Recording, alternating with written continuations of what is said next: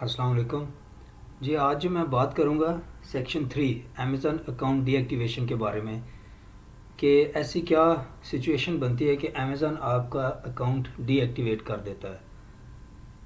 देखिए, सबसे पहले तो आप ये बात ध्यान में रखें कि अमेज़न अपनी पॉलिसीज़, स्पेशली जो सेलिंग पॉलिसीज़ हैं, उनके बारे में बहुत स्ट्रिक्ट है। आप जब भी अमेज़न की डिस्क्राइब्ड पॉलिसीज़ की वायलेशन करेंगे, जो भी पॉलिसीज़ अमेज़न ने बना दी हैं अपने सेलर सेंट्रल के बारे में, उन पॉलिसीज़ को आप जब भी वायलेट करेंगे, अमेज़न आपका अकाउंट डीएक्टिवेट कर देगा। अमेज़न को इस चीज़ से कोई गर्ज नहीं है कि वो आपसे मंथली 50,000 कमीशन ले रहा है। अगर आप उसकी पॉलिसी को वायलेट कर देंगे, ऑन द स्पॉट वो आपका जो सेलर सेंट्रल है, आपका जो अकाउंट है, उसको डीएक्टिवेट कर देगा। सेक्शन 3 जब भी अप्लाई होगी, आपका जो अकाउंट है वो डीएक्टिवेट कर दिया जाएगा। मेन इसमें पॉइंट्स कौन से हैं जो आपने अपने जहन में रखने हैं। सबसे पहले जो मेन रीज़न बनती है वो selling of products without brand permission. आप किसी ब्रांड की प्रोडक्ट सेल कर रहे हैं अपने सेलर सेंट्रल में विदाउट परमिशन, आपने उस ब्रांड से परमिशन नहीं ली है। और अमेज़न को जब इस चीज़ का पता चलता है कि आप विदाउट परमिशन फलां ब्रांड की प्रोडक्ट सेल कर रहे हैं, वो आपका अकाउंट डीएक्टिवेट कर देता है। इसका सबसे आसान हल ये है कि जब भी आपने किसी ब्रांड की प्रोडक्ट सेल करनी है, आप उस ब्रांड से परमिशन लें, उससे अप्रूवल लें। ऑब्वियसली वो आपको अप्रूवल रिटर्न में देगा या फिर ईमेल देगा आपको। आपने उस ईमेल का प्रिंट आउट लें, स्क्रीनशॉट लें, वो अमेज़न को ईमेल करें, फॉरवर्ड करें कि मुझे फ़लाँ ब्रांड की परमिशन मिल गई है, अब मैं इस ब्रांड की प्रोडक्ट सेल करना चाहता हूँ। नंबर 2 जो मेन रीज़न बनती है वो multiple accounts handling with same ID, with same IP और विद सेम वाईफाई। आप एक ही वाईफाई के ऊपर जब मल्टीपल अकाउंट्स रन कर रहे होते हैं, ऑन दी स्पॉट स्टार्ट में तो आपको नहीं फील होता, लेकिन जब एक रिदम बनता है, अमेज़न के एल्गोरिथम को पता चलता है कि फ़लाँ आईपी से या फ़लाँ वाईफाई से ये मल्टीपल सेलर सेंट्रल मैनेज हो रहे हैं, उससे रन हो रहे हैं, तो भी आपका जो अमेज़न का अकाउंट है वो डीएक्टिवेट कर दिया जाता है। नंबर 3 जो मेन इम्पॉर्टेंट जो मेन रीज़न बनती है वो सेल्फ ऑर्डर और सेल्फ रिव्यू है। आप खुद ही ऑर्डर भेजते हैं किसी भी दूसरे अकाउंट से और फिर ऑन द स्पॉट डायरेक्ट उस पर रिव्यू दे देते हैं। अमेज़न के जो एल्गोरिथम है वो बहुत एक्टिव है, उसको पता चल जाता है कि फ़लाँ बंदा आया, उसने ये लिंक ओपन किया, ऑर्डर किया और फिर खुद ही रिव्यू भी उसी अकाउंट से आया। ये मेन कुछ इम्पॉर्टेंट पॉइंट्स थे जिसकी बेस पे आपका जो अकाउंट है वो डीएक्टिवेट कर दिया जाता है। इसके बाद आपने अपने जो सेलर सेंट्रल है उसकी हेल्थ को मेंटेन करना है। आप ये स्क्रीन में देख रहे हैं, यहाँ पे मेन 3 पॉइंट है जो मैं डिस्कस करूँगा। Number 1 customer service performance, number 2 policy compliance, number 3 shipping performance. आपने इस पूरे पेज की जो हेल्थ है, इसकी जो परफॉर्मेंस है, उसको मेंटेन करना है। नंबर 1 जो कस्टमर सर्विस परफॉर्मेंस है, इसमें क्या है? नंबर 1 पे है जी ऑर्डर डिफेक्ट रेट। वो कह रहा है टारगेट अंडर 1%। आपका जो ODR है, ऑर्डर डिफेक्ट रेट, ये 1% से लेस होना चाहिए। अब ऑर्डर डिफेक्ट रेट में क्या चीज़ है? नेगेटिव फीडबैक जो कि कस्टमर की तरफ से आ रहे हैं, फिर A to Z guarantee claims है, इसके बाद चार्ज बैक क्लेम्स जो कि भी कैश बैक आता है आपको। टोटल इस पे जो ODR है वो लेस देन 1% होना चाहिए, 1% से नीचे नीचे। अगर ODR ऑर्डर डिफेक्ट रेट 1% से इंक्रीज़ कर जाता है तो चांसेस हैं आपके जो अकाउंट है डीएक्टिवेशन होने के। इसके बाद पॉलिसी कंप्लायंस है। अकाउंट की हेल्थ देख रहे हैं आप, ग्रीन है तो गुड होगा, अगर वो रेड पे आ जाता है आपका अकाउंट समझे डीएक्टिवेट हो गया। येलो पे है तो चांसेस है किसी भी वक्त वो डीएक्टिवेट हो सकता है।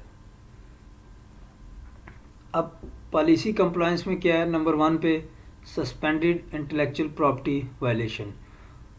आप एक प्रोडक्ट सेल कर रहे हैं अपने अकाउंट पे, आपको आईपी क्लेम आ जाता है, receive intellectual property complaints.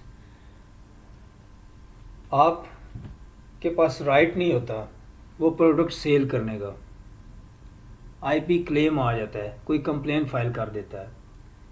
Product authenticity customer complaint, customer की तरफ से कंप्लेन आ जाती है about products.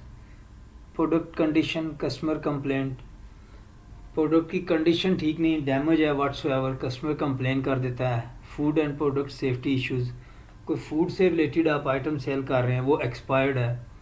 Listing policy violations, आप जो लिस्टिंग है उसकी जो अमेज़न ने पॉलिसीज़ बनाई हैं उसकी वायलेशन करते हैं।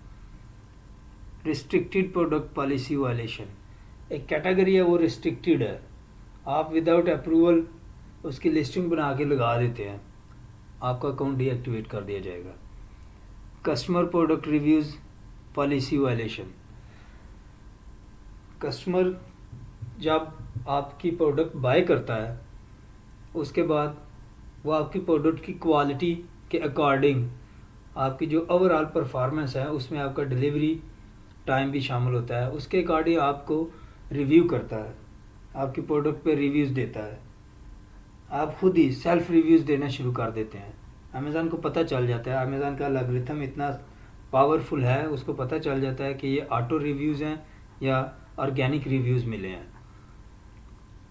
इसके अलावा कोई और फर्दर आप किसी किस्म की पॉलिसी की वायलेशन करते हैं, ये सारी चीज़ें आती हैं पॉलिसी कंप्लायंस में, तो आपका अकाउंट डीएक्टिवेट कर दिया जाता है।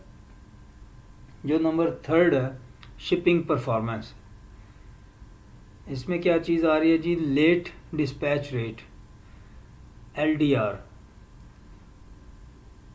लेट डिस्पैच रेट मीन आज अगर आपके अकाउंट में ऑर्डर आता है और आपने डेट डिस्पैच रेट कल की दी हुई है तो आपने कल हर सूरत में अपनी जो सेलर सेंटर में जाके उस प्रोडक्ट को डिस्पैच करना है। अगर आप नहीं करते तो वो LDR लेट डिस्पैच रेट में इंक्लूड हो जाएगी, जिसका रेट अंडर 4% है फॉर 30 डेज़। 30 दिनों में 4% से लेस होना चाहिए, 4% के अंदर अंदर होना चाहिए। फिर प्री फुलफिलमेंट कैंसिल रेट, आपको ऑर्डर आ जाता है, आपने ऑर्डर को कैंसिल कर दिया, उसकी जो लिमिट है 2.5% है फॉर 7 डेज़। 2.5% से इंक्रीज़ करेंगे, आप ज़्यादा ऑर्डर कैंसिल कर रहे हैं तो भी आपका अकाउंट डीएक्टिवेट कर दिया जाएगा। अब अगर एक कस्टमर है उसने बाय कर लिया प्रोडक्ट, वो खुद ही आपको कहता है यार मैंने नहीं लेनी, आप इसके ऑर्डर को कैंसिल कर दो, आप उस कस्टमर का जो रिटर्न ईमेल होगी जो उसने आपको की है कि मेरा ऑर्डर कैंसिल कर दो, वो अमेज़न अथॉरिटी को आप ईमेल करेंगे कि जी ये कस्टमर की तरफ से ईमेल आई है, उसने मुझे कहा कि ये ऑर्डर कैंसिल कर दो, तो इस वजह से मैं ये ऑर्डर कैंसिल कर रहा हूँ। वैलिड ट्रैकिंग रेट आपने डालना है जो कि है ओवर 95%। 95% से लेस आएगा तो किसी भी वक्त आपका अकाउंट डीएक्टिवेट किया जा सकता है। अब अगर सेक्शन 3 के वायलेशन हो जाती है किसी भी तरह और अमेज़न आपका अकाउंट डीएक्टिवेट कर देता है, अब ये याद रखना कि जब भी सेक्शन 3 लगेगी आपका अकाउंट डीएक्टिव होगा, लिस्टिंग नहीं होगी। लिस्टिंग तो आपकी 10 प्रोडक्ट्स हैं, 10 लिस्टिंग बनी है, कोई एक डीएक्टिवेट होगी, सस्पेंड होगी। लेकिन जब सेक्शन 3 इम्प्लीमेंट होगी इट मीन्स आपका जो अकाउंट है वो ओवरऑल डीएक्टिवेट कर दिया गया है और नेक्स्ट 90 डेज़ के लिए आप उसमें से कोई विड्रॉवल नहीं ले सकते हैं।